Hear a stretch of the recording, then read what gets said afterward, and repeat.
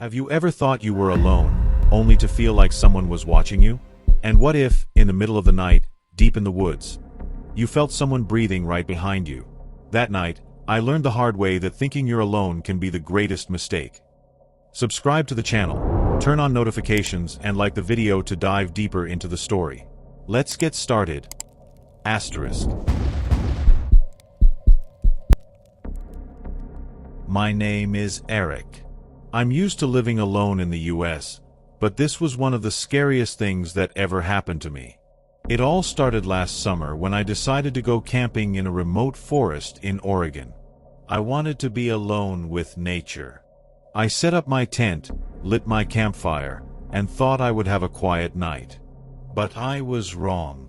The first night, everything seemed normal. The crackling of the fire, the distant hoots of owls. Then, around midnight, I woke up. Something was moving in the trees near my campsite. At first, I thought it was a deer, but the sounds were strange. It sounded like someone breathing. I reached for the zipper of my tent, wanting to peek outside, but my heart was pounding. What do you think that sound was? Suddenly, everything went silent. Even the insects in the forest had stopped chirping. As someone who has spent a lot of time in the wilderness, I knew this was a bad sign. Then, out of nowhere, my tent ropes tightened, as if someone outside was pulling on them. "Who's there?" I shouted, but there was no answer. I grabbed my flashlight, mustered up my courage, and stepped outside. There was no one. But on the ground, I saw huge, bare footprints. Human footprints, but larger and deeper than normal. I couldn't sleep for the rest of the night. In the morning, I thought about packing up and leaving. But I was stubborn. Maybe it was just my imagination. The second night, everything changed. I was sitting by my campfire when the bushes in front of me rustled. I knew something was watching me. I aimed my flashlight at the trees, and what I saw, I will never forget. Standing among the trees was a tall, thin figure with gray skin. It had no visible eyes, yet I felt it was staring right at me. The moment the flashlight hit it, it froze. Then, in an instant, it moved, too fast, circling behind me. I jumped to my feet, ready to run, but I didn't know which way to go. My legs trembled. I dove into my tent, zipped it shut, and grabbed my gun. Silence. Then, a whisper. Right behind my tent. "What are you doing here?" I held my breath. That wasn't a human voice. It sounded like multiple voices layered on top of each other. I lost it. I bolted from the tent and sprinted to my car. I could hear the bushes crashing behind me, as if something was chasing me. I jumped in, started the engine, and sped away. As I drove back toward the main road, I glanced in the rearview mirror. There, standing in the darkness, was the silhouette, still watching me. I never returned to that forest.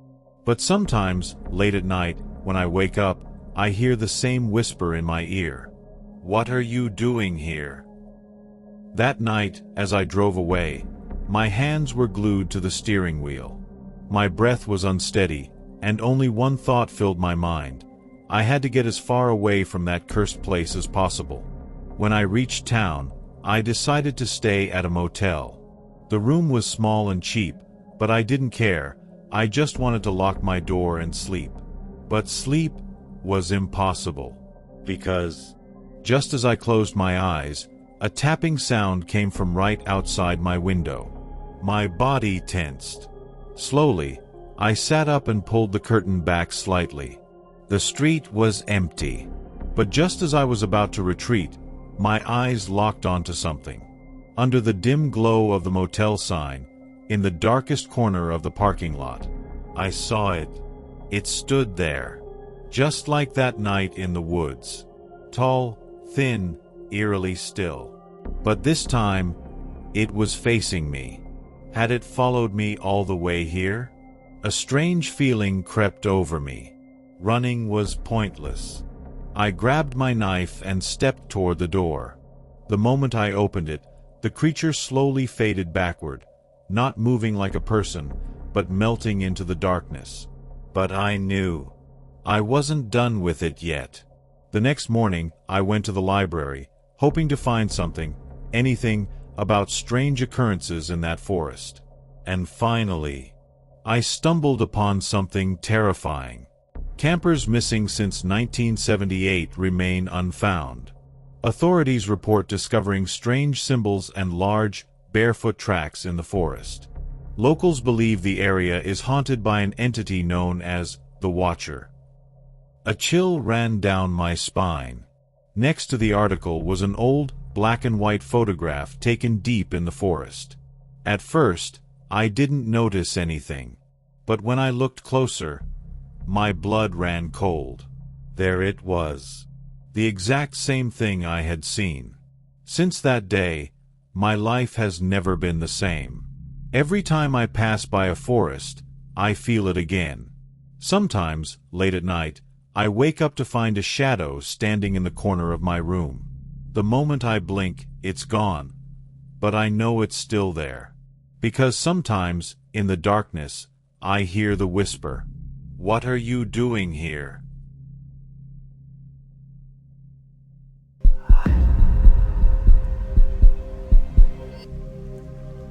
My name is Eric.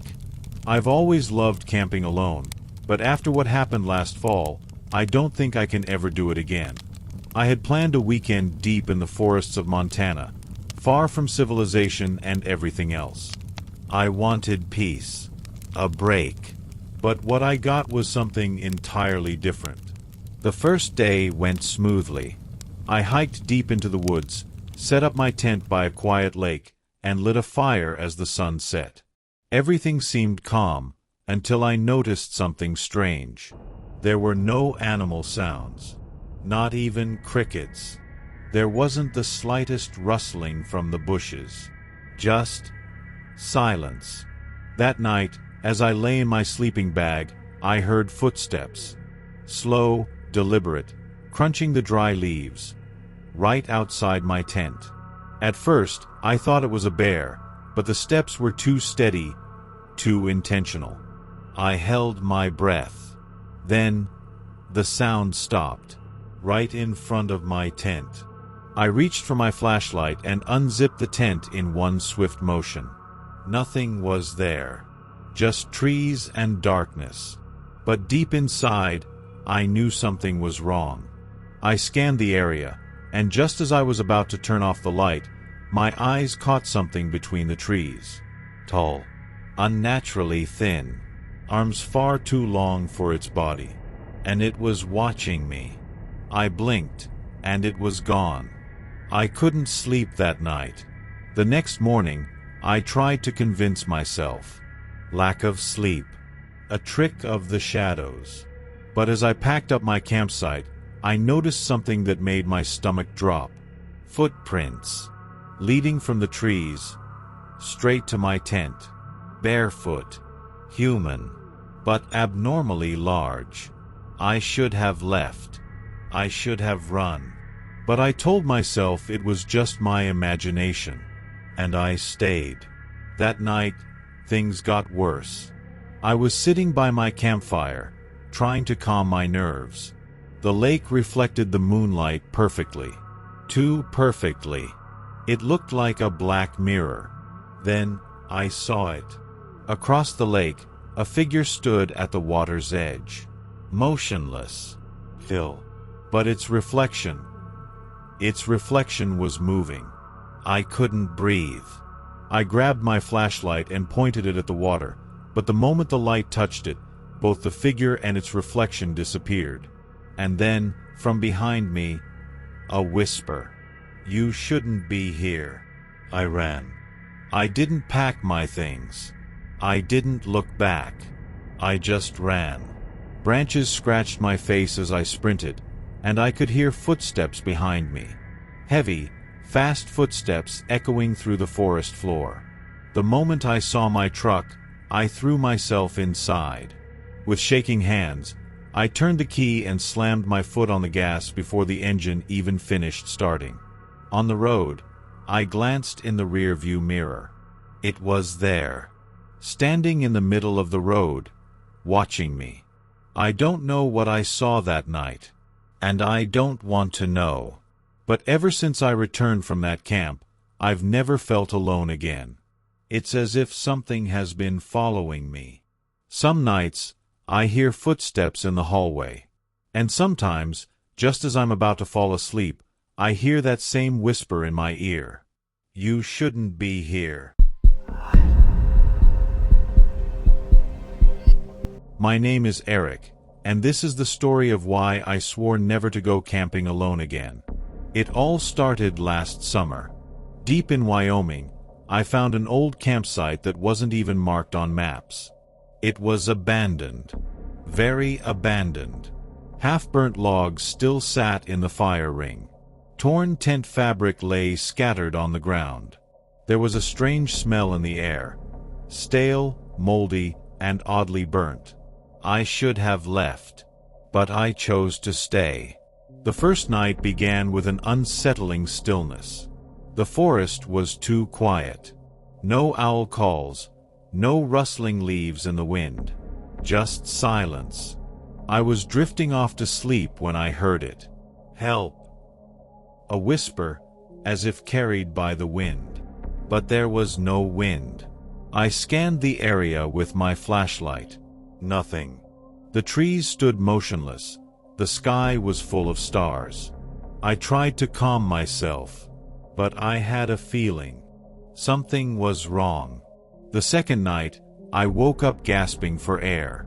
My tent fabric was pressing in on me, as if someone was pushing it down from the outside. I kicked out in panic. The pressure vanished. My heart was pounding. I stepped outside, and in that moment, everything changed. On the surrounding tree trunks, there were dark handprints, large, burned, and deeply embedded into the bark. Just as I decided to run, I heard the whisper behind me. You shouldn't be here. I froze. The voice wasn't normal. It was as if multiple voices were speaking at once. On instinct, I turned around. There, in the shadows of the trees, something was standing. Tall, thin, charred skin. Empty eye sockets staring at me. It took a step forward. So did I. Then, it moved too fast. Faster than anything humanly possible. My muscles tensed. I had to run. By the time I reached my car, I was gasping for breath. My hands trembled as I jammed the key into the ignition. The engine roared to life, and I sped off like a madman. But I couldn't resist looking in the rear-view mirror. It was there, at the edge of the trees, still watching me. And then, I heard the last thing I ever wanted to hear. You will return. The voice echoed inside me. Since that day, I haven't slept well. Sometimes, I feel a shadow lurking in dark rooms. And sometimes, when I close my eyes, I hear the whisper again. You will return.